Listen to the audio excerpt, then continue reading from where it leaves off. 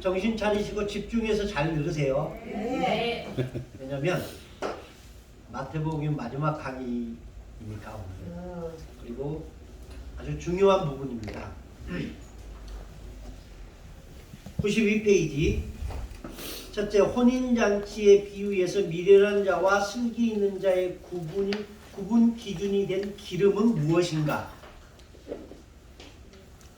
먼저 이 비유에서 그릇에 기름을 준비하지 못한 미련한 5 처녀와 기름을 미리 준비한 슬기 있는 5 처녀를 비교해보자. 본문을 보면 10 처녀 모두 등을 들고 신랑을 맞으러 나갔으며 신랑이 더디오자 모두 졸며 잠이 들었다. 그리고 보라, 신랑이로다 맞으러 나오라는 소리에 모두 일어나 신랑을 맞을 준비를 했다. 또 우리 등불이 꺼져가니 라는 표현을 볼 때 10 처녀 모두 처음부터 등에 어느 정도의 기름이 담겨 있음을 알 수 있다. 이것으로 볼 때 10 처녀 모두 예수 그리스도를 믿는 성도임이 분명하다. 자, 10 처녀가 성도라는 것에 대해서 반론이 있으신 분. 어떤 목사님은 이 본문을 가지고 설교할 때 이렇더라고요. 10명 중에 5명은 크리스천이고 5명은 교회 밖의 사람들이다. 그렇게 설교한 분들 되게 많습니다. 근데 처음부터 등을 다 가지고 있었으니까 네? 처음부터 등하고 기름은 다 가지고 있었으니까 성도들은 맞는데 이제 거기서 우리가 믿음을 가지고 살아가다가 교회 생활 하다가 교회 생활 안 하는 사람 있잖아요. 그런 사람들은 교회에 안 해서 거기까지는 나가지 마시고 이 10명의 처녀들이 다 크리스천이었을까? 5명만 크리스천이고 5명은 넌 크리스천이었을까? 라는 얘기입니다. 다 크리스천이죠. 다 크리스천이었을 것이다. 다른 이견은 없죠. 보통의 학자들은 그렇게 얘기하면 다 크리스천이었다. 왜냐하면 그들의 등에 기름이 있었기 때문에 라는 얘기입니다.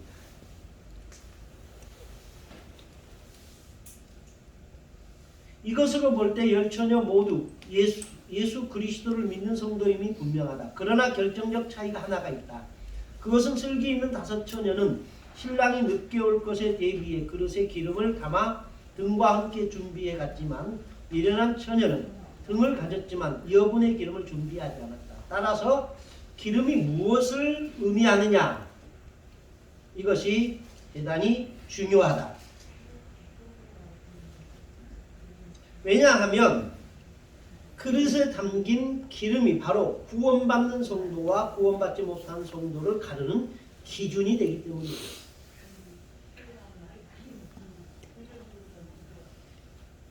기름에 대한 전통적인 견해는 성령이다. 그런데 이 견해가 타당한가? 라는 질문을 해볼 필요가 있다. 자, 여기서 기름이 성령이다. 혹시 들어보셨나요? 그럼 여러분들 이 기름이 뭐라고 생각하십니까?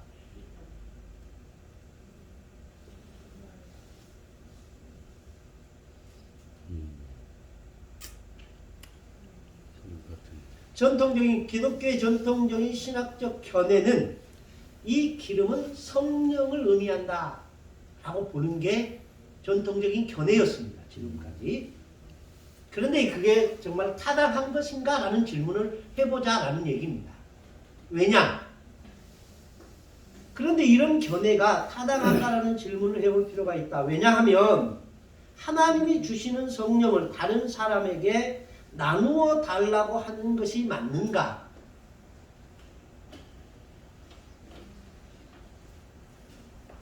기름을 준비하지 못한 처녀들이 기름을 준비한 처녀들에게 가서 뭐라고 말합니까?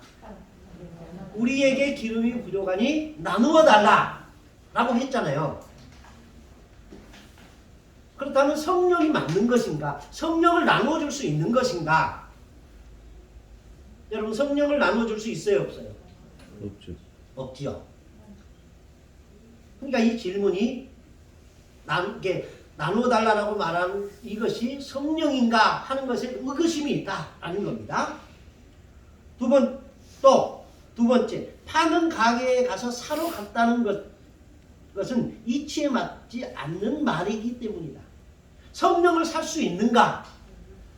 라는 거예요. 살 수 있어요? 없어요? 없지요. 그러면 이게 성령인가? 라는 거예요. 게다가 성령을 여분으로 준비한다는 것이 말이 되지 않는다. 성령을 여분으로 준비한다. 말이 돼요? 안 돼요? 안 되죠. 이런 일련의 질문들을 해보면 이것이 이 기름이 성령을 의미한다? 성령을 의미하지 않는다? 어떤 걸 것 같아요? 지금까지 우리 전통적인 견해는 이 기름이 성령을 의미한다고 보았는데 그게 과연 타당한가 하는 질문을 하자는 겁니다. 그래서 그 세 가지 질문을 해봤더니 이것은 성령이 아닌 것 같다 라는 얘기입니다. 그렇다면 이 비유에서 말씀하신 기름은 무엇을 의미하는가에 대해서 좀 더 생각해보자. 열전의 비유를 제대로 이해하기 위해서는 이 비유 뒤에 나오는 달란트 비유와 연계해서 생각해 볼 필요가 있다. 자, 지난번에 비유 설명에서도 지지난주지요. 밭에 감추인 보화를 찾은 그 사람이 전통적으로 농사 짓는 사람이었을까 아니면 보물을 찾으러 다니는 사람이었을까 라는 비유에서 이 보물을 찾은 사람이 농사꾼이었을까 보물을 찾아다니던 사람이었을까 라는 질문을 했었어요. 그때 그 본문만 가지고 보면은 농사하는 사람으로 이해할 수 있는데 그 다음 비유 무슨 비유였죠? 진주를 찾아다니는 장사꾼의 비유와 연계해서 본다면 밭에서 보화를 발견한 사람도 역시 보물섬을 찾으러 다니는 사람들처럼 보물을 찾으러 다니는 사람이 아니었을까라고 해석할 수 있다라고 얘기했죠. 기억이 안 나세요? 예, 기억나시죠? 그런 것처럼 이 비유에서도 다음 비유와 연계해서 생각해보자 라는 얘기입니다. 이해되시죠? 예. 그러니까 비유를 하나로 딱 두부자르듯이 잘라서 너는 너 나는 나 이렇게 하지 말고 예수님이 말씀하신 그 의도에는 하나로 해석할 수 있는 부분이 있는가 하면 다른 것과 합해서 다른 것과 연계해서 해석할 때 좀 더 입체적으로 이해할 수 있는 부분이 있다는 얘기입니다. 그 얘기를 하는 겁니다. 이 두 비유가 뭡니까? 무슨 비유와 무슨 비유? 열처녀 비유와 달란트 비유입니다. 공통점이 그리스도의 재림이 더디 온다는 것과 구원받기 위해서 무언가를 예비해야 한다는 메시지를 전하고 있다. 열처녀 비유에서는 구원받기 위해서 그릇에 기름을 담아 등과 함께 가져가야 한다고 했고, 달란트 비유에서는 주인에게 받은 달란트를 장사하여 받은 만큼 남겨야 한다고 했다. 결론도 비슷하다. 달란트 비유는 주인이 타국에 가면서 종들에게 각각 그 재능대로 달란트를 맡기고 오랜 후에 돌아와 종들이 얼마나 남겼는지를 결산한 내용인데, 그 중에 한 달란트를 받은 종은 아무것도 하지 않고 달란트를 그냥 땅에 감추어 두었다가 주인이 돌아와 결산할 때에 미련한 다섯 처녀들과 같은 일을 당했다. 서로 비교해보자. 마태복음 25장 12절 시작. 진실로 너희에게 이르노니 내가 너희를 알지 못하노라. 예, 이거는 열처녀 비유에 대한 결론입니다. 무슨 말인지 아시겠죠? 그리고 달란트 비유의 결론은 이겁니다. 25장 30절 시작. 이 무익한 성을 바꿔도 내로 수풀 이를 갈미 이 두 비유에서 미련한 자와 미련한 다섯 처녀와 한 달란트를 땅에 묻었다가 가져온 그 종과 비교합니다. 그리고 결론이 같습니다. 어떻게 같습니까? 미련한 다섯 처녀는 혼인잔치집에 들어가요? 못 들어가요? 못 들어가죠? 한 달란트를 땅에 묻었던 사람은 어떻게 합니까? 내쫓김을 당하는 겁니다. 그러니까 결론은 어떻게 해요? 구원에 동참하지 못했다라는 결론이 같다. 이 얘기를 하는 겁니다. 뭐 때문에? 준비하지 못했기 때문에. 여기서 문제는 그릇에 담은 기름이나 자기가 받은 달란트만큼 장사해서 남긴다는 것이 무엇을 의미하냐 그것이다. 성경적으로 볼 때 그릇에 담은 그릇이나 장사해서 남긴 달란트는 분명 뭔가를 행하여 남긴 것일 것이다. 열처녀 비유와 다섯 달란트 비유에 뒤이어 나오는 양과 염소가 그것을 말씀하고 있다. 먼저 행함에 대한 대표적인 이 행함을 이야기하는 이유가 뭐냐면 이 그릇에 담은 기름이나 자기가 받은 달란트만큼 장사해서 남긴다는 것은 결국 뭔가를 행한 것을 의미한 게 아니냐라는 얘기입니다. 그래서 그 행함을 이야기할 때 대표적인 성경 구절이 두 개가 있다는 얘기입니다. 먼저 행함에 대하여 대표적인 성경 구절 두 개를 보자. 에베소서 2장 8절과 9절 그리고 야고보서 2장 14절입니다. 먼저 에베소서 말씀 보겠습니다. 시작. 너희가 그 은혜를 인하여 믿음으로 말미암아 구원을 얻었나니 이것이 너희에게서 난 것이 아니요 하나님의섭니다. 행에서 난 것이 아니니 이는 누구든지 부담치 못하게 합니다. 자, 거기에서 믿음과 행위를 이야기하죠. 그렇죠? 예. 너희가 그 은혜를 인하여 무엇으로? 믿음으로 말미암아 뭘 받았다? 구원을 받았다. 근데 이 구원은 행위에서 난 것이다 아니다? 행위에서 난 것이 아니라 하나님의 선물이다. 이 얘기를 하는 겁니다. 야고보서 2장 14절을 보겠습니다. 시작. 내 형제들아 만일 사람이 믿음이 너라고 행함이 없으면 무슨 이익이 있으리요 그 믿음이 능히 자기를 구원하겠느냐. 자, 여기서도 역시 믿음과 행함과 구원을 이야기하죠. 그쵸? 근데 야고보는 믿음이 있노라 하고 행함이 없으면 무슨 유익이 있겠느냐. 그 믿음이 능히 너를 구원하겠느냐 라는 겁니다. 그러니까 이 야고보하고 베드로는 전혀 다른 이야기를 하고 있는 것처럼 보입니다. 한번 보겠습니다. 바울이 말한 행위와 야고보가 말한 행함은 헬라어로 둘 다 엘콘이다. 그러다 보니 바울과 야고보가 서로 다른 말을 하고 있는 것처럼 보인다. 그쵸?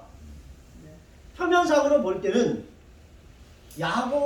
야고보는 행함으로 구원을 얻는다 라고 이야기하는 것처럼 보이고 바울은 아니다 믿음으로 구원을 얻는 것처럼 보인다 라고 보일 수 있다라는 얘기입니다. 그런데 우리는 엘콘 즉 행함에는 두 종류가 있음을 알아야 합니다. 바울이 말한 행위는 예배, 기도, 성경 공부, 주일 성수와 같은 우리 신앙의 성장에 위해 필요한 행위들, 즉 말씀을 깨닫고 죄를 회개해 하나님 뜻대로 행하도록 만드는 도구와 11조와 헌금과 전도와 봉사와 구제 등과 같이 하나님 나라 확장을 위해 필요한 행위들, 이것들을 말하고 있는 것으로서 열 처녀가 가진 등이 이것을 상징한다. 그러니까 바울이 이야기하는 행함이란 야고보가 이야기하는 행함과 다르다라는 얘기를 지금 하는 겁니다. 계속해서 보겠습니다. 이것은 그리스도인이라면 누구나 행하는 것들이지만 내면의 경건 없이 행하거나 자기 의를 세우려고 행하게 되면 개인의 신앙도 저해되고 교회도 큰 해악을 끼치게 된다. 무슨 말인지 이해되십니까? 네. 진짜 돼요? 네.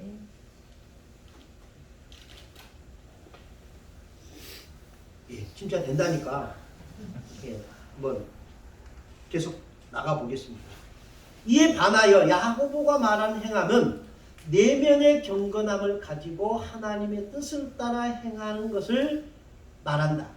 예를 들어 이삭을 바치라는 하나님의 명령에 순종한 아브라함의 행위, 하나님께 범죄하지 않으려 하여 주인의 아내 유혹을 거절한 요셉의 행위, 자기를 죽이려고 했고 자신을 애굽의 종으로 팔았던 형들을 용서한 요셉의 행위, 사울을 죽일 수 있는 절호의 기회에도 2번씩이나 살려준 다윗의 행위가 바로 그것이다.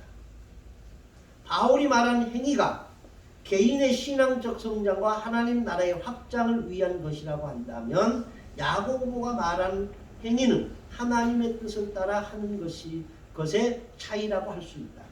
이는 눈으로 보이는 차이라는 측면도 있지만 그보다는 자기 의로 할 수 있는 행위냐 아니면 하나님의 의를 따라야 할 수 있는 행위냐 하는 보이지 않는 측면이 있다.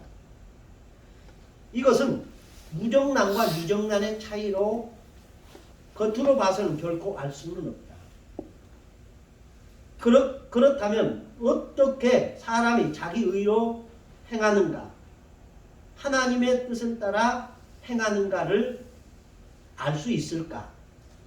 이에 대해 바울은 고린도후서 11장 15절에 그들의 마지막은 그 행위대로 되리라 라고 했고, 예수님은 좀 더 구체적으로 그들의 열매로 그들을 알리라 라고 하셨다.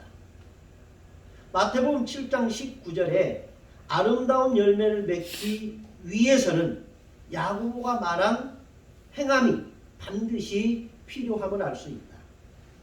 야고보가 말한 행함이란 마태복음 7장 21절에 하나님의 뜻대로 행하는 것과 24절에 나의 이 말을 듣고 행하는 것, 즉 예수님의 말씀을 행하는 것을 의미한다. 이러한 행함이 있는 믿음이 아름다운 열매를 맺는 참 믿음이라는 것이다. 그리고 마태복음 7장 23절에 불법을 행하는 자와 26절에 말씀을 듣고 행하지 아니하는 자는 바울이 말한 행위는 있으나 야고보가 말한 행함이 없어 좋은 열매를 맺지 못하는 자의 최후는 열처녀 비유의 미련한 처녀들과 같다. 이 사실을 염두에 두고 열처녀를 다시 한번 살펴보자. 지금까지 살펴본 대로 하나님의 뜻대로 행하여 맺은 아름다운 열매를 믿음으로 맺는 열매란 의미로 믿음의 열매라고 할 수 있다. 자,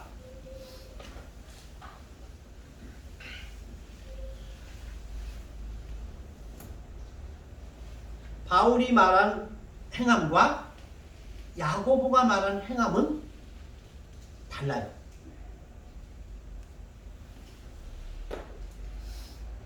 바울이 말한 행함은 구원은 믿음으로 된다. 그래서 행함이 필요 없다. 라고 말을 하고 있고 야고보는 아니다. 행함이 있어야 한다. 라는 것을 이야기하고 있습니다. 그렇다면 바울이 말한 행함과 야고보가 말한 행함은 어떤 차이인가? 이 얘기를 지금까지 한 겁니다. 이해되셨다니까 이해되신 만큼 한번 얘기해 보실 거예요. 야고보가 말한 행함과 구원의 관계 그리고 바울이 말한 행함과 구원의 관계가 어떤 차이가 있느냐라는 얘기예요.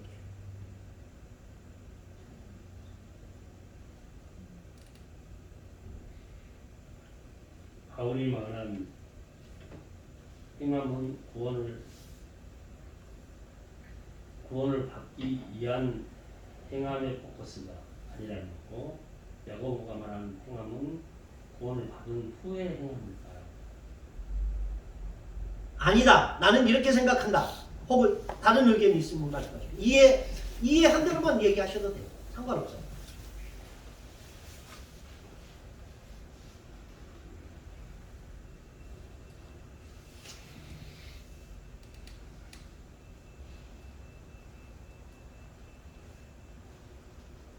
사실 바울이 말한 행함과 구원의 관계와 야고보가 말하는 행함과 구원의 관계는 서로 충돌합니다. 표면상으로 보십니다. 그렇죠? 바울은 행함은 필요 없다. 믿음으로 구원 얻는다. 이걸 강조하고 있고 야고보는 아니다. 그 믿음이 행함이 없다면 그건 죽은 것이다. 라고 이야기하면서 행함에 강조점을 두고 있습니다. 이 두 차이가 무슨 차이일까라는 얘기입니다. 근데 성경은 야고보 따로 바울 따로 보는 게 아니에요. 성경의 핵심은 야고보입니까? 바울입니까? 이게 이분론적으로 보면 항상 함정이 있습니다. 성경의 핵심은 누구입니까? 예수 그리스도입니다. 그리고 그 그리스도를 믿는 자가 구원을 얻는 겁니다. 근데 이 예수 그리스도가 성경의 핵심이다라는 것을 빼버리고 야고보가 주장이 맞느냐 바울이 주장이 맞느냐를 놓고 보면 서로 충돌할 수밖에 없습니다.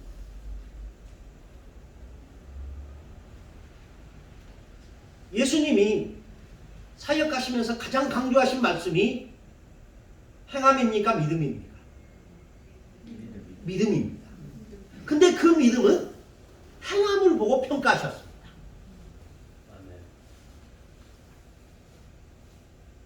예수님이 혈루병 걸린 여인을 보고 따라 두려워 말라 내 믿음이 너를 구원하였느니라. 뭘 보고? 무슨 행함? 내가 예수님의 옷자락만 만져도 나을 것이라고 믿는 그 믿음의 행함입니다. 그걸 보신 거예요. 예수님이 어느 집에 들어가셨는데 사람들이 들어올 틈이 없어요. 그래서 지붕을 뚫고 중풍병자를 침대째 내려보냈습니다. 그때 예수님이 뭐라고 말씀하십니까? 소자야 안심하라 내 믿음이 너를 구원하였느니라 라고 말씀하십니다. 근데 그 사람은 주여 내가 믿습니다 라고 말을 하지 않습니다. 뭐합니까? 내려보내는 그걸 보고 강조하십니다. 그러니까 예수님은 믿음을 강조하십니다. 그러면서 내 믿음이 너를 구원하였다. 어찌하여 믿음이 없느냐? 항상 책망은 믿음이 없다는 것을 책망하시고 칭찬할 때는 항상 믿음이 강조됩니다. 근데 그 믿음은 무엇을 보고 평가를 하시느냐? 행함이었습니다. 그러니까 야고보의 믿음과 행함과 구원의 관계, 바울의 행함과 구원의 관계, 이걸 설명할 때 바울이 말한 행함은 믿음으로 얻는 거예요. 아니, 바울이 말한 구원은 믿음으로 얻는 거예요. 그리고 그거는 모든 사람들이 그 같은 믿음이 있는 거예요. 그리고 야고보가 말하는 행함은 그 믿는 자들 가운데 주의 말씀을 듣고 하나님의 뜻대로 행하는 자가 있고 없고의 차이라는 겁니다. 이해되시죠? 그러니까 바울이 말한 구원은 믿음으로 얻는 거예요. 열처녀가 다 거기에 속하는 거예요. 그런데 야고보가 말한 행함은 그 열처녀 가운데 지혜로운 다섯 처녀예요. 그 얘기를 지금 하겠다 이 얘기입니다. 무슨 말인지 이해되시죠? 예. 그 이해의 바탕 위에서 하겠습니다. 이제 기름에 대해서 생각해 보고자 한다. 이 비유에서 기름을 준비하지 못한 미련한 처녀들은 우리 등불이 꺼져간다고 한 표현을 보면 열처녀 모두 처음부터 등에 어느 정도 기름이 있었음을 알 수 있다. 나는 이 등에 있는 기름을 믿음이라고 생각하고 슬기 있는 처녀가 등과 함께 가져간 그릇에 담긴 기름을 믿음의 열매라고 생각한다. 그러므로 등은 바울이 말한 행위를 상징하고 등에 있는 기름은 바울이 말한 행위가 있게 하는 믿음이고 동시에 그릇에 담긴 기름은 야고보가 말한 행함으로 맺은 열매라고 말할 수 있다. 복잡하죠?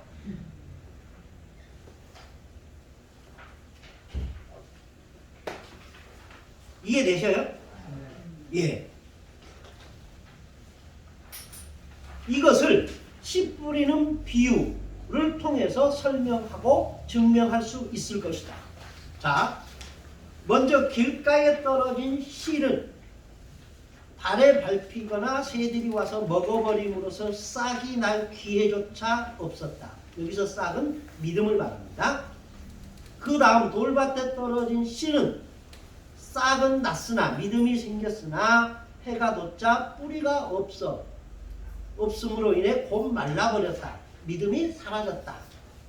그리고 가시떨기에 떨어진 씨는 싹이 나고 자랐지만 가시가 그 기운을 막아 결국은 결실하지 못했다.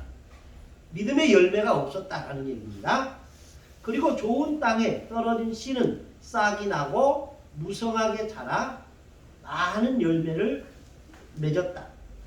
이 비유에서 길가에 떨어진 씨와 돌밭에 떨어진 씨는 믿음 없는 자에 관한 말씀이므로 혼인잔치에 등장하는 열처녀와는 무관하다. 이해되시죠? 예. 왜? 열처녀와 무관하다는 말은 무슨 말입니까? 이 열처녀는 다 믿음 있는 사람들이었다는 얘기예요. 그래서 이 씨 뿌리는 비유에서 돌밭에 떨어진 것과 길가에 떨어진 것은 빼자라는 얘기입니다. 그 다음, 그러나 가시떨기에 떨어진 씨앗과 좋은 땅에 떨어진 씨는 믿음이 생기고 믿음이 자란 자에 관한 말씀이므로 각각 기름을 준비하지 못한 미련한 다섯 처녀와 기름을 준비한 슬기로운 다섯 처녀에 비길 수 있다. 게다가 열 처녀가 등에 사용한 기름은 올리브 나무의 기름으로 열매로 짠 기름이다. 열매와 기름은 다른 것이 아니라 하나다. 그러므로 통하지 않는가? 열매와 기름은 다른 겁니까? 같은 겁니까?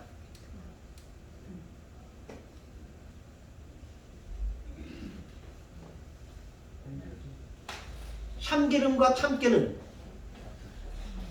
동일성이 있어요? 이질성이에요? 동일성이에요. 그러니까 열매와 기름은 같다라는 겁니다. 그리고 마태복음 7장 21절과 24절에서 구원받는 자를 하나님의 뜻대로 행하는 자와 예수님의 말씀을 듣고 행하는 자라고 했고, 마태복음 13장 3절부터 23절까지 소개된 씨 뿌리는 비유에서는 마태복음 13장 23절에 말씀을 듣고 깨닫는 자와 말씀을 듣고 지켜 인내하여 결실하는 자라고 했다. 이 표현은 달라도 의미는 동일하다. 머리 아프시죠?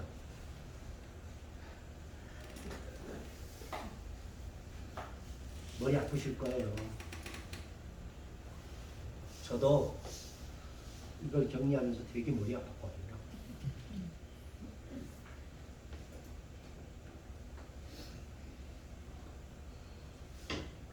자, 계속해서 보겠습니다. 그렇다면 혼인잔치의 비유에서 열 처녀도 믿음과 믿음의 열매로 설명할 수 있을 것이다. 기름을 준비하지 못하여 미련한 자들이라고 표현된 5 처녀의 등에도 어느 정도 기름이 있었다는 것은 이들도 믿음이 있었음을 의미한다. 이는 가시떨기에 떨어진 씨가 어느 정도 자란 것, 곧 믿음의 성장함에 비견할 수 있다. 또 미련한 자들이 그릇에 담은 기름을 갖지 못했다는 것은 결실하지 못했음을 의미한다. 이는 미련한 자들은 믿음은 있지만 하나님의 뜻대로 행하지 않아 믿음의 열매를 맺지 못했다는 것을 의미한다. 그러므로 예수님께서 말씀하신 혼인잔치의 비유에서 그릇에 담긴 기름은 성령이라는 전통적인 견해를 따를 수도 있지만 그보다는 믿음의 열매로 해석하는 것이 더 타당하지 않을까 한다라는 겁니다.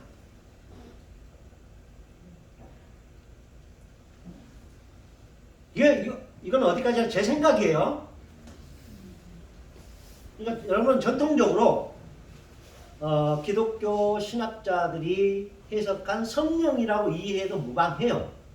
그런데 그 성령이라고 해석하기에는 몇 가지 질문을 해보니까 좀 의구심이 들더라라는 겁니다.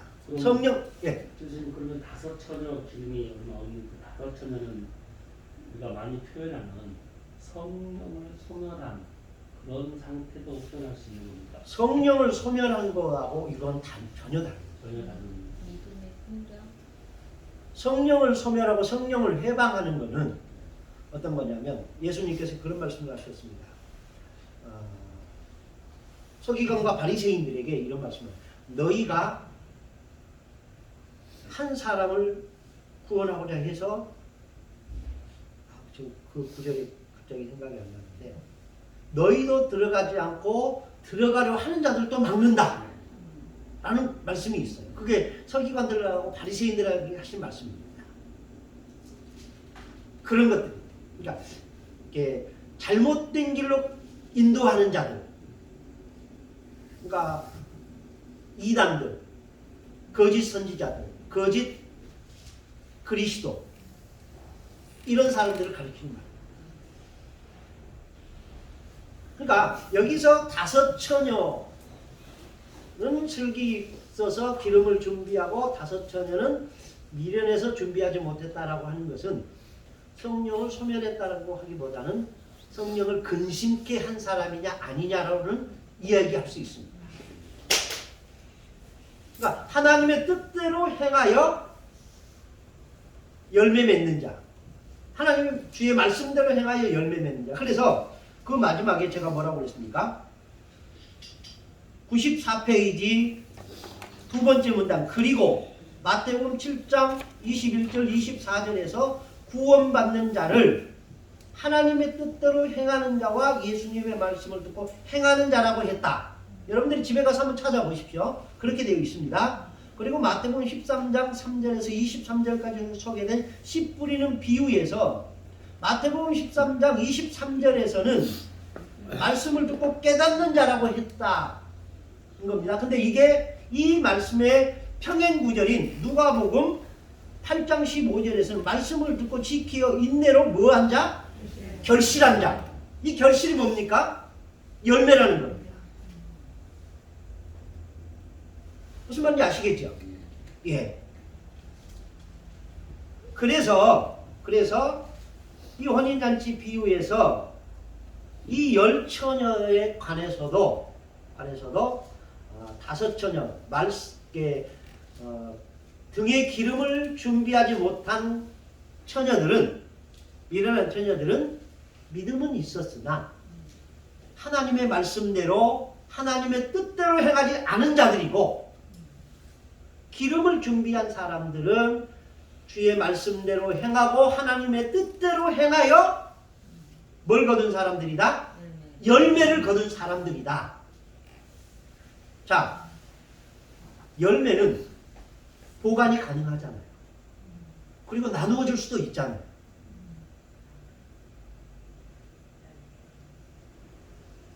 그런데 성령은 보관할 수도 없고요, 나누어 줄 수도 없고요, 달라게도 받을 수도 없는 거예요.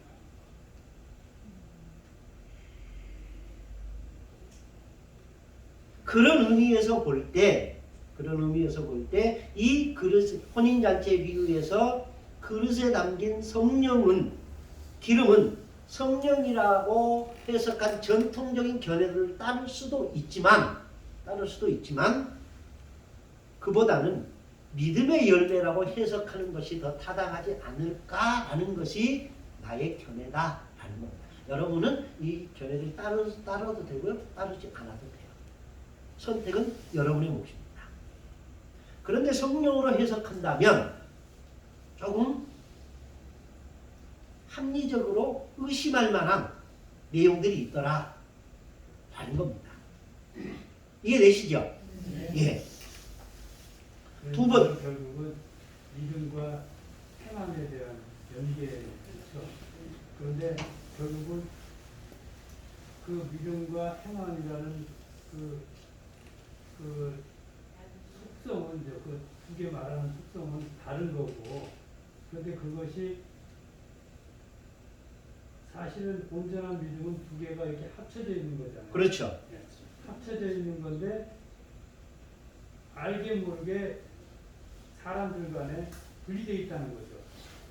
그 분리되어 있다는 것은 결국 그 의식하지 못한, 진짜 본질에 대한 의식하지 못한 상황에서 믿음 생활을 하는 것을 이야기하는 것이고, 본질을 알고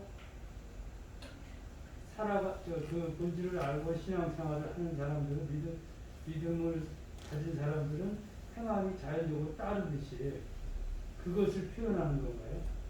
자, 쉽게 말하면 이런 겁니다.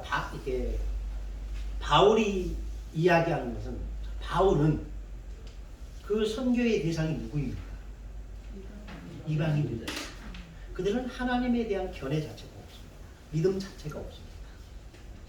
그래서 하나님은 여러분들에게 믿음을 선물로 주십니다. 그 하나님을 믿으십시오. 그러면 여러분은 구원을 얻습니다. 이 얘기를 하는 거예요. 무슨 말인지 아시겠죠? 그런데 야고보는 그런 사람들에게 얘기한 게 아니라 교회 안에 있는 사람들에게 이야기하는 겁니다. 누구예요? 그 사람들이? 믿는 사람들. 그래서 야고보는 이런 얘기입니다. 여러분이 교회 다닌다고 해서 안심하지 마십시오.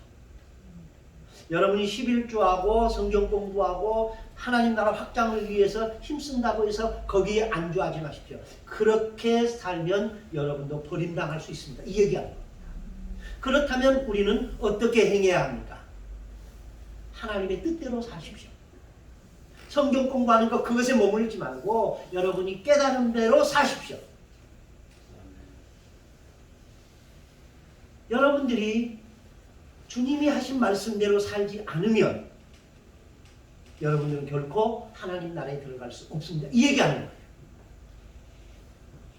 그러니까 결국은 믿음과 행함이 있는데 이게 원래 하나인데 분리되어 있는 상황에서 삶을 사는 사람들이 있고, 그렇죠. 그렇지 않고 이것이 합쳐진 상황에서 사는 사람이 있다는 건데, 예. 결국은 열매를 맺는 것은 이 합쳐진 삶을 사는 사람들이 열매를 맺는 거고, 그럼요. 그렇지 않고 분리된 삶을 사는 사람들은 결국은 구원을 얻지 못한다. 이렇게 되는 거예요. 예. 그래서 야고보가 이야기하는 행함은 바울의 믿음을 전제로 하는 거예요. 그리고 바울이 말한 그 믿음을 가졌다면, 하나님의 은혜로 믿음을 가졌다면, 하나님의 은혜로 믿음을 가졌다면 하나님의 말씀대로 살아야 하지 않느냐라는 얘기예요. 그렇지 않습니까? 여러분의 노력과 여러분의 의로 믿음을 얻었다면 하나님의 말씀을 따를 필요가 없어요. 여러분의 의가 곧 구원의 열쇠이니까. 근데 우리의 노력으로 구원을 얻을 수 있는 믿음은 없습니다. 바울은 그걸 얘기하는 겁니다. 그래서 바울이 말한 그 믿음 위에 있는 사람들에게 야고보는 말합니다. 여러분이 하나님의 은혜로 구원을 얻었습니까? 그렇다면 그 하나님의 말씀대로 사십시오. 그래야 열매를 맺고 그 열매가 있는 자만이 구원을 받습니다. 이 얘기를 하는 거예요.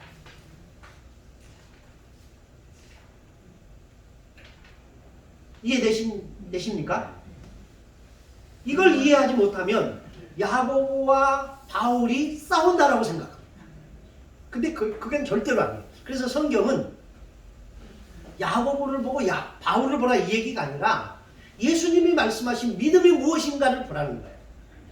그 믿음의 기초는 하나님의 은혜로 된 선물이라는 거고, 그 선물을 받은 사람은 그 선물을 받은 주신 분에게 보답하는 삶을 사는 거예요.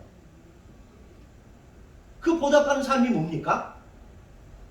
그분의 말씀대로 사는 거예요. 그분의 뜻대로 사는 거예요.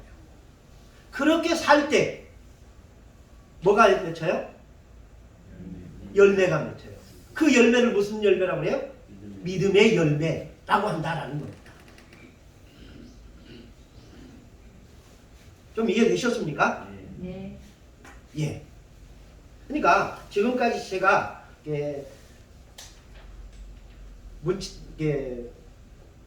글로 표현한 것은 굉장히 길지만 말로 한마디로 설명하면 바로 그겁니다. 그러니까 여러분들 이 글을 읽고 나중에 집에 가서 생각하실 때 이 글에만 매이지 마시고 제가 이야기한 것, 결론적으로 이야기한 것을 염두에 두고 이 글을 읽으십시오. 그러면 조금 더 이해가 될 겁니다. 두 번째 보겠습니다. 그날과 그때가 오기까지 깨어있는 삶이란 무슨 의미인가? 초기 기독교인들은 흔히 혼인잔치의 비유를 읽고 그것이 무엇을 의미하는지 잘 알 수 있었을 것이다. 여기서 신랑은 예수님이다.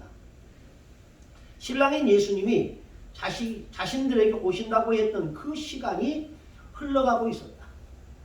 그들은 자신들이 살아있을 때 예수님이 재림하신다고 믿고 있었다. 그러나 예수님의 재림이 그들의 기대와 다르게 지연되면서 그들은 당황하기 시작했다.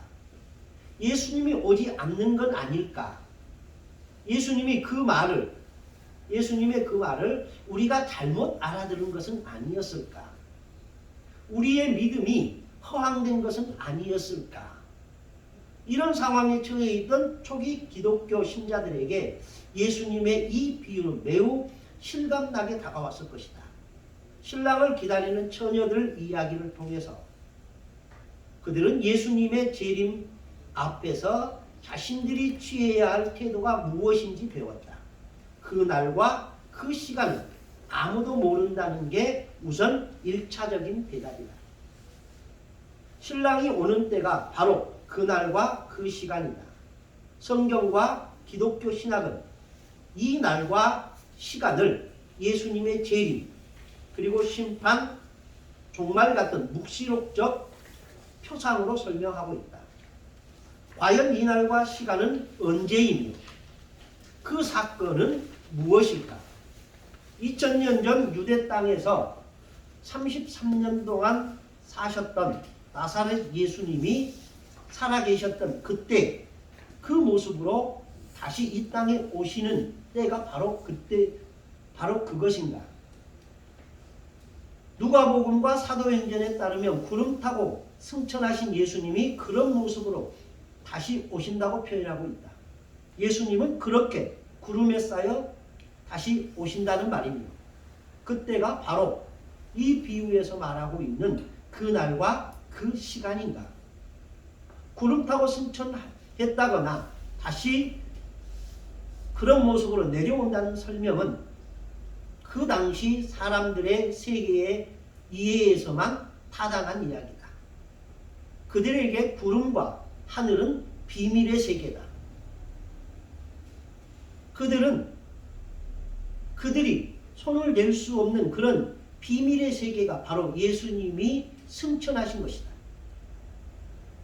바로 이 예수님이 다시 오신다는 것은 그런 생명의 비밀이 우리에게 완전히 알려진다는 뜻이다.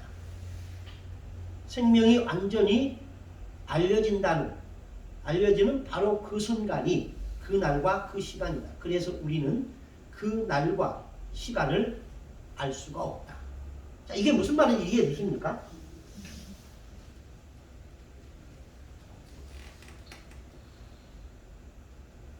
이스라엘 사람들에게 하늘과 구름은 신비의 세계입니다. 구름은 항상은 아니지만 이스라엘 사람들에게서는 신비였어요. 언제부터?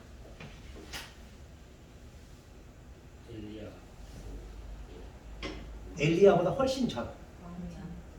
광야 때부터. 시내 산에서부터. 그런데 그런 신비처럼 예수님의 승천도 신비였습니다. 그리고 예수님의 재림이 그 신비의 완성일 것이라고 생각했습니다. 그런데 예수님의 재림은 그들이 생각했던 것보다 자꾸 연기됐습니다. 예수님이 뭐라고 말씀하셨습니까? 이 세대가 지나기 전에 내 말이 다 이루어지리라. 그리고 그를 찌는 자도 볼 것이요. 그랬거든요. 그러니까 예수님의 제자들과 성도들이 예수님께서 금방 오실 것이라는 기대감에 살았습니다. 그런데 예수님의 재림이 자꾸 느려지는 겁니다. 그래서 그들은 혼란에 빠졌습니다. 무슨 혼란인가? 94페이지 밑에서 한 6, 7번째 줄 보십시오. 예수님이 오시는 건 오지 않는 것은 아닐까? 재림이 없는 것은 아닐까? 예수님이 하신 그 말씀을 우리가 잘못 들은 것은 아닐까? 우리의 믿음이 허황된 것은 아닌가? 이런 의구심에 휩싸였던 겁니다. 왜? 예수님의 재림이 자꾸 늦어지니까. 그들의 기대와는 다르게 예수님이 오신다고 했던 그 재림이 자꾸 늦어지니까 사람들 사이에 그런 의구심을 품었던 겁니다. 그래서 마태가 이 복음서를 쓰면서 기록하면서 이 열처녀 비유를 줬다라는 얘기입니다. 그러면서 예수님의 재림은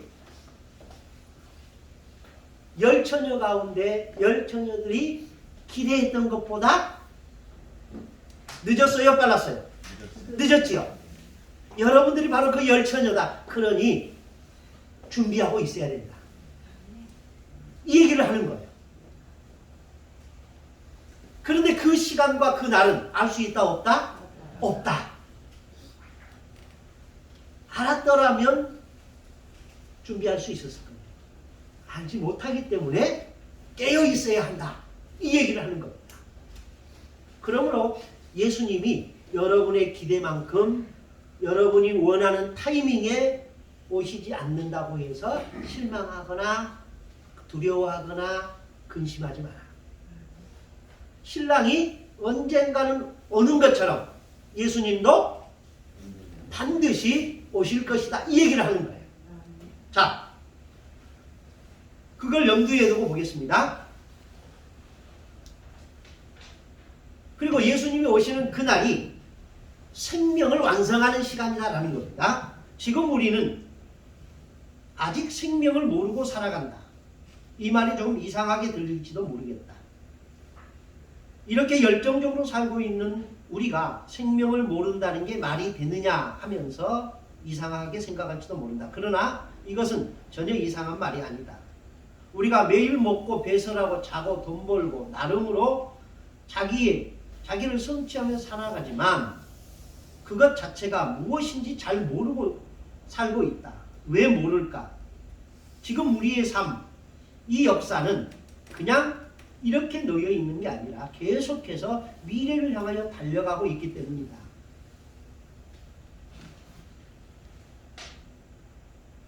자, 저를 보십시오. 우리의 삶은, 자, 기독교의 삶은 96페이지 한번 보십시오. 96페이지 마지막 줄에 제가 이렇게 써놨습니다. 예수님이 말씀하신 깨어있는 삶이란 이미와 아직 사이에서 영적으로 깨어있는 사람이다. 이미와 아직, 이것은 기독교 신학에 있어서 굉장히 중요한 테마입니다.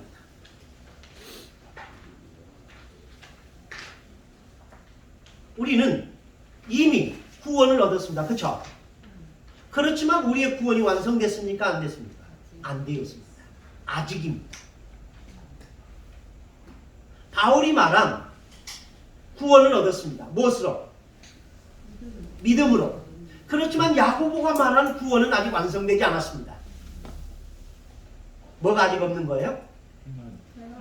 열매가 아직 덜 익은 거예요. 그래서 우리는 이미 구원을 얻었지만 아직 완성되지 않았다. 이 얘기하는 거예요. 그 얘기를 이런 식으로 설명해 보겠습니다.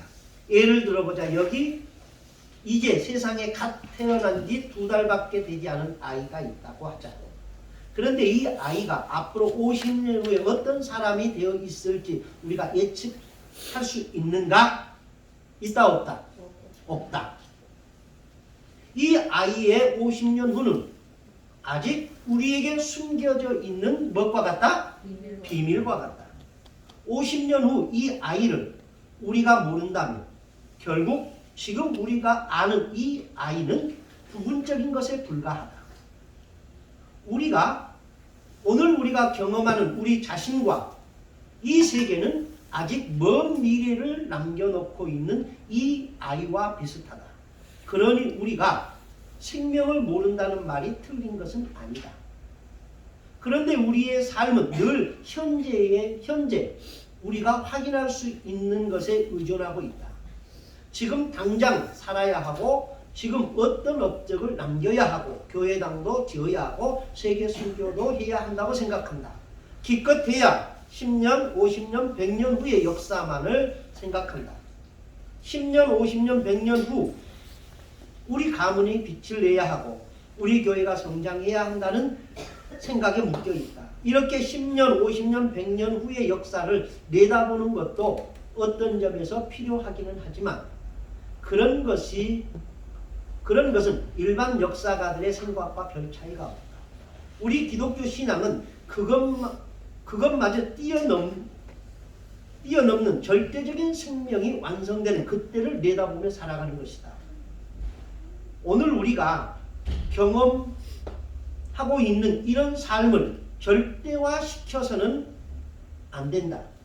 그리고 이런 것을 계량하는 방식으로 현재에 안주해서도 안 된다. 그렇다고 해서 이념적 혁명에 우리의 신앙을 맡겨서도 안 된다. 신랑이 올 그날과 그 시간을 언급하고 있는 이 비유에서 우리가 배울 수 있듯이 생명의 근원이 역사 너머에서 개입하는 그날과 그 시간을 기다리는 것이다. 그때 참된 해방과 자유가 현실이 된다. 더 이상 목마르지 않고 불만스럽지 않은 생명이 완성된다. 그것이 곧 종말론적인 삶이다. 자, 무슨 말인지 이해되십니까?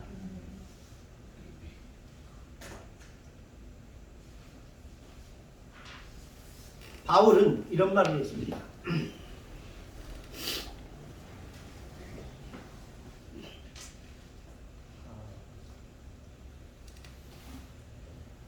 한번 찾아볼까요?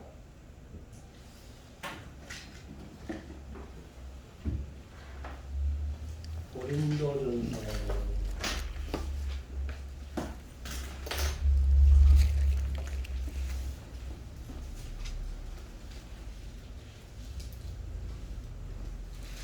13장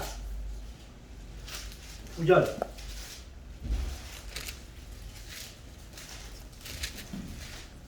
13장 9절부터 12절까지 한번 읽어보겠습니다. 시작. 우리는 부분적으로 알고 부분적으로 배우나니 온전한 것이 올 때에는 부분적으로 어떤 것이 필요하리라. 내가 어렸을 때는 말하는 것이 어린아이와 같고 깨닫는 것이 어린아이와 같고 생각하는 것이 어린아이와 같다가 항상 사람이 그것은 어린아이를 이르거든요. 우리가 지금은 거울로 보는 것 같이 아니하나 그때에는 얼굴과 얼굴을 대하여 볼 것이요 지금은 내가 부분적으로 아나 그때에 주께서 나를 아시는 것이 내가 온전히 아니라. 예. 우리가 지금 안다고 하는 것들, 그것들은 부분적인 거예요. 희미한 거예요. 근데 바울은 말합니다. 온전히 알 때가 온다. 그때가 언제냐? 그때는 얼굴과 얼굴을 대하여 볼 것이다. 우리가 부분적으로 하나 그때는 주께서 나를 아신 것처럼 내가 온전히 안다. 그때가 언제일까요? 주님이 재림하시는 그날입니다. 그래서 지금 우리가 이야기하는 모든 것들은 어쩌면 장님 코끼리 만진 것처럼 희미한 거예요. 우리가 성경을 알고 하나님의 나라를 안다고 이야기하는 것들이 얼마나 부분적인 것이냐라는 거예요. 그러나 하나님의 나라가 이 땅에 실현된다면 그때는 우리가 온전하게 알게 될 것이다 라는 겁니다. 계속해서 보겠습니다. 아마 어떤 사람들은 그 날과 시간은 현실적이지 않다고 주장할지도 모른다. 그 세계는 그야말로 장소가 없다는 뜻의 유토피아라는 말이다. 그래서 그런 유토피아를 기다리기보다는 지금 여기서 즐겁고 행복하게 사는 것이 최선이라고 주장한다. 그렇게 살고 싶은 사람은 그렇게 살 수밖에 없다. 결국 인생은 선택이니까. 완전한 생명이 예수님의 재림으로 이루어진다고 믿는 사람이라고 한다면 거기에 자기의 삶을 걸어두고 그것을 믿지 못하는 사람은 그저 현실에 만족하며 살아가면 충분하다.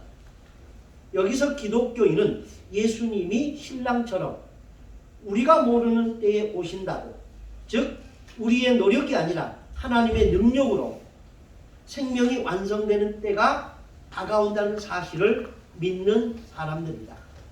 이런 날과 시간을 인식하고 있는 사람들은 당연히 영적으로 긴장할 수밖에 없다.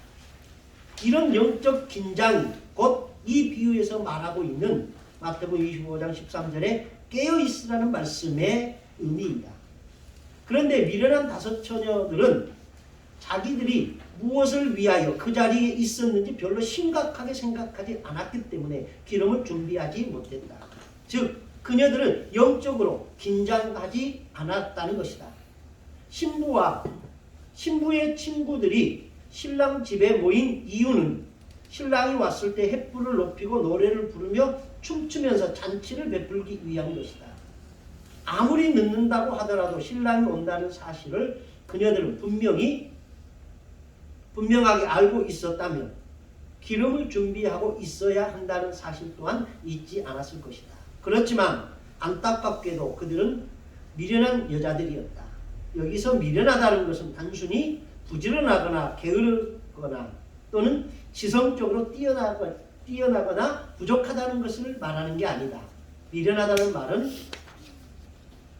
그녀들이 신랑을 기다려야 할 사람이라는 자신의 존재 이유를 정확하게 인식하지 못했다는 것이다. 이 이야기를 읽은 초기 기독교인들은 자신들이 이런 미련한 처녀들처럼 살아가고 있는 게 아닌가 하고 걱정을 많이 했을 것이다. 실제로도 그들은 예수님의 재림이 지연되는 사태 앞에서 종말론적 인식을 잃어버리고 그저 현실에 안주하여 힘을 쏟았다. 우리가 일상에서 늘 영적인 긴장감을 팽팽하게 유지하며 산다는 것은 쉽지 않다. 학생들이 시험을 코앞에 둔 경우에 정신을 바짝 차리고 공부를 하지만 평상시에는 마음이 풀어지는 것처럼 평소에 영적인 긴장감을 경험하는 일은 흔치 않다. 그래서 많은 기독교인들이 매우 몸이 건조하게 신앙생활을 한다. 오늘도 이렇게 태양이 떴듯이 내일도 그럴 것이라는 막연한 확신을 갖고 살아간다. 그러나 엄밀하게 말하면 태양이 내일 뜨지 않을 가능성도 있다. 이건 개인적인 겁니다. 그렇죠? 예. 그 가능성이 아주 낮다고 하더라도 그게 바로 우리가 존재하고 있는 근본과 직결되어 있다면 절대적으로 중요하다. 영적인 긴장감 없이 살아가는 사람들과 달리 또 하나의 극단이 우리에게 있다. 그것은 그날과 그 시간을 열광주의적으로 이해함으로써 결국 현실의 삶과 역사를 포기하며 산다. 이게 무슨 말입니까?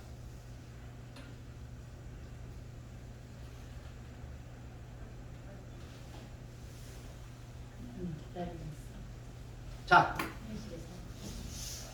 에스트라다무스가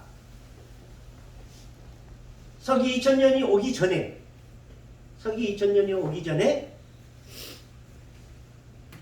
재림이 있을 것이다. 세상 종말이 있을 것이다. 라고 했습니다. 그러면서 주장한 해가 1993년이었습니다. 왜 1993년이었을까요?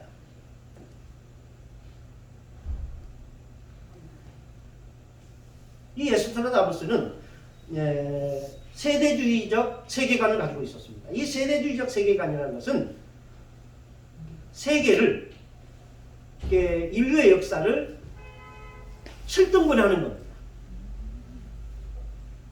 그래서 인류의 역사를 7등분으로 나누어서 보는데 그 7등분의 마지막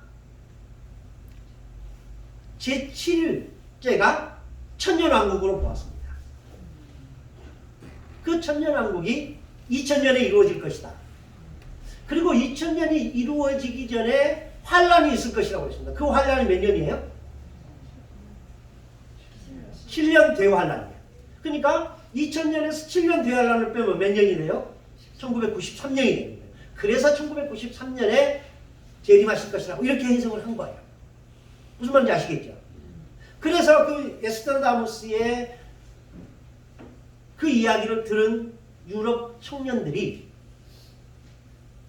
예수님께 세상 종말이 온다는데 우리가 열심히 일할 필요가 있어? 없어? 없어. 그러니 어떻게 하자? 삶을 포기하고 먹고 마시고 즐기자 이랬어요. 그런 사람들의 이야기라는 겁니다. 극단적으로. 자, 이 비유에서 예수님은 항상 깨어있으라고 하신 말씀이 이 양쪽의 극단을 배격한다. 영적으로 깨어있는 이 양쪽의 극단 뭘까요?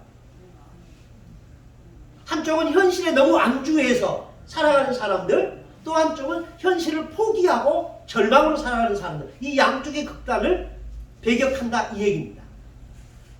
영적으로 깨어있는 사람은 현실을 포기하는 열광주의자도 아니며 절대적인 날과 시간에 관심 없이 현실주의자도 아니다. 깨어있는 사람은 곧 종말이 오니까 이 세상을 포기하는 사람이 아니며 그렇다고 해서 종말이 아예 없는 것처럼 자신의 일상에만 충실한 채 살아가는 사람도 아니다.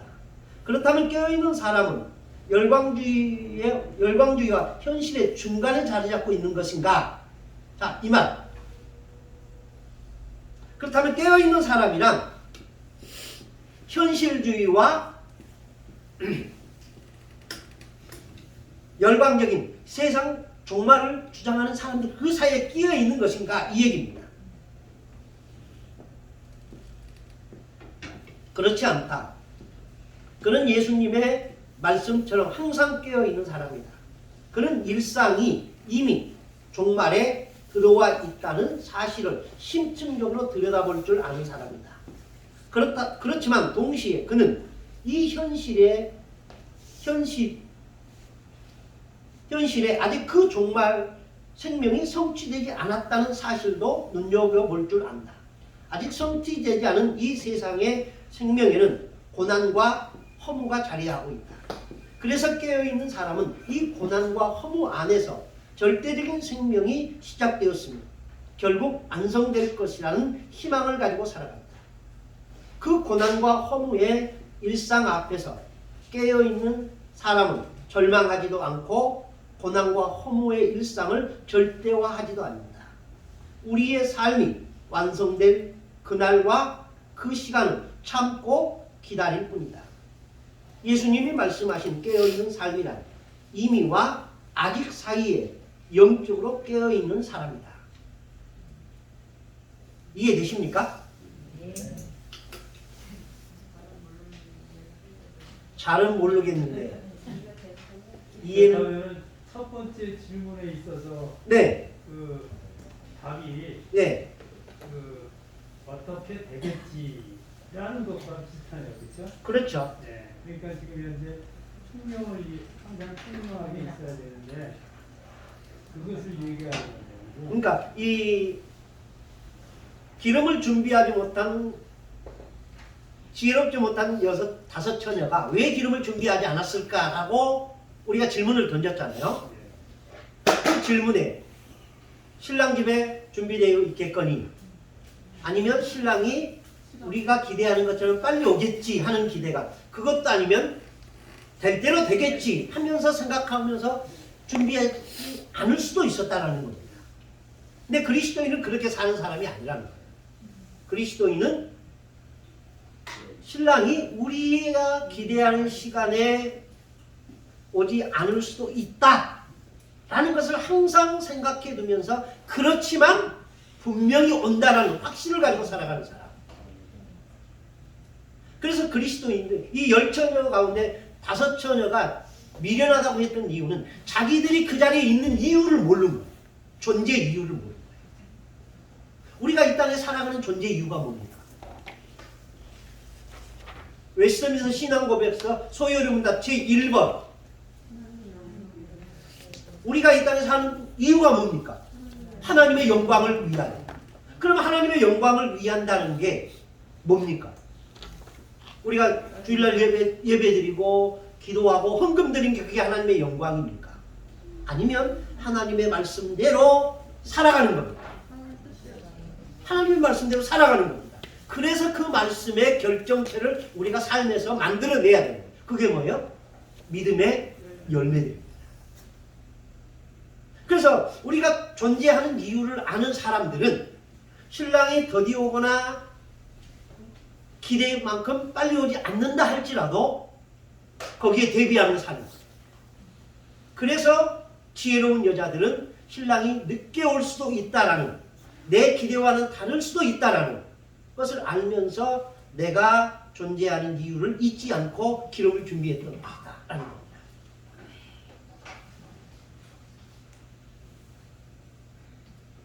질문 있으면 질문하십시오.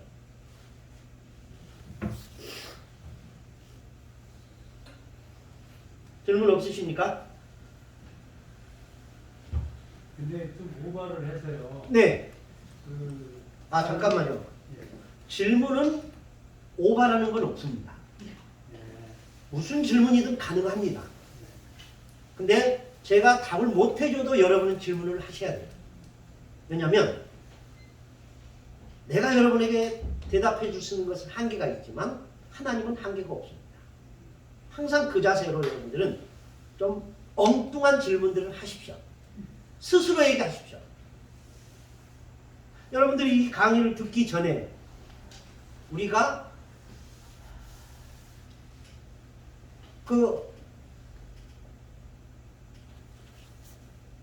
포도원 품꾼 5시까지 빈둥대면서 집에 가지 못하는 사람들을 한 번도 여러분들은 나와 대입시켜보지 않았어요. 근데 질문하니까 그게 이해가 돼요. 그러니까 엉뚱한 질문이라는 건 없습니다. 예, 한번 하십시오. 예, 첫 번째 질문 어떻게 되겠지 하는 그것을 처음에 첫 번째 질문을 했을 때 저는 그것을 선택을 했거든요. 네. 근데 어떻게 되겠지라는 그런 마음이 우리 삶에서 있었거든요. 그런데 이제 나중에 고민하게 되고 했는데 지금 오가된 질문은 뭐냐면 네. 아까 그런 식으로 생각하다 보니까 이게 참 이해가 잘 됐어요. 네. 근데 오가된 질문은 뭐냐면은 그 우리가 죄로 믿음과 행함이라는 것에 대한 부분이 네. 죄로 인하여서 구별된 거라고 늘 생각을 했어요. 그러다 보니까는 예수 그리스도를 실질적으로 마음으로 믿는 사람은 결국은 그 분리된 것이 하나로 된다. 네. 분리된 것이 하나로 될 수밖에 없지 않느냐 예. 하는 생각이 들었어요. 네. 그와 같은 그 맥락이 이것을 애쓰면서 이야기하는 거 아닌가 하는 생각이 들어요.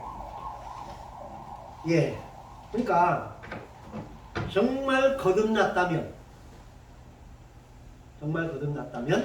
아브라함처럼 삽니다.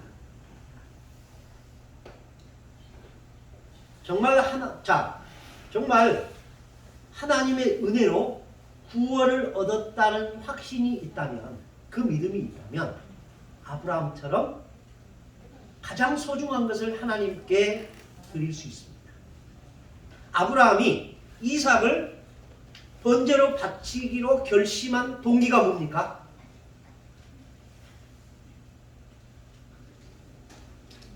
아브라함이라고 이삭이 자기 생명보다 귀하다는 걸 모를까요?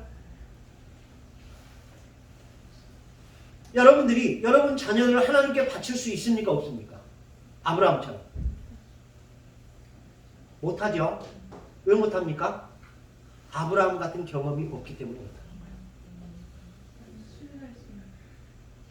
그 아브라함이 이삭을 어떻게 해서 낳았습니까? 100살에 낳았다는 게 중요한 게 아니에요. 아브라함이 이삭을 낳기 전에 아브라함이 할례를 행합니다. 할례를 행한다는 것은 남자의 성기를 자른다라는 의미입니다. 성기가 없는데 자식을 낳았어요. 이건 뭡니까? 기적입니다. 그건 무슨 기적이에요? 하나님의 기적입니다. 그러니까 아브라함은 그 생각을 했던 겁니다. 이삭을 볼 때마다 너는 내가 낳은 게 아니라 하나님이 내게 주신 선물이다. 이거라는 거예요. 근데 어느 날 하나님이 그걸 내게 달라고 그런 거예요. 그러니까 아브라함은 거절할 수 있어요? 없어요? 없지요. 예, 당신이 주신 것 당신이 달라시는데 내가 거절할 수 있어요? 없어요? 없지요. 그러니 나는 드립니다. 이 고백이 바로 아브라함이 이삭을 드릴 수 있었던 원인이고 배경입니다. 할례 사건이 이삭을 낳고 난 다음에 낳았다면 아브라함은 절대로 안 줬습니다. 왜 하나님이 이스마엘을 번제로 드리라고 하지 않았을까요? 이스마엘은 아브라함이 정력으로 낳은 아들입니다. 세상 이렇게 신학적으로 본다면 아브라함이 이삭을 낳은 것은 율법으로 낳은 거예요. 그런데 이삭은 율법으로 낳은 게 아니라 뭐로 낳은 거예요? 은혜로 낳은 거예요. 그래서 하나님이 바치라 하니까 바칠 수 있어요.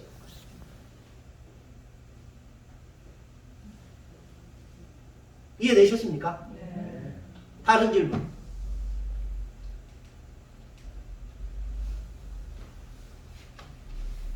그럼 오늘은 여기까지 하고요.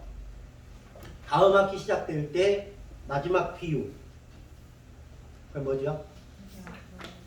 양과 염소의 비유에 대해서 잠깐 하고 누가복음, 마가복음 해서 계속해서 하겠습니다. 기도하겠습니다. 찬양 받으시기 합당하신 우리 하나님, 오늘도 저희를 이 복된 자리로 초청해 주시고 초청하실 뿐만 아니라 강권적으로 이끌어 주셔서 이 자리에 함께 참여할 수 있게 하시고 함께 성경을 볼 수 있고 이야기할 수 있는 은혜로 인도해 주신 것 감사합니다. 행여 종이 잘못 가르친 것 있거든 성령께서 그들의 기억 속에서 망각이라는 기능을 통하여 지워주시고 꼭 기억해야 하는 것이 있다면 꿈속에서라도 다시 기억될 수 있도록 은혜를 더하여 주시옵소서. 우리가 성경 앞에 겸손해지게 하시고 깨달은 바를 삶에서 실천하여 믿음의 열매를 맺어 하나님을 기쁘시게 하는 저희의 삶이 되게 도와주옵소서.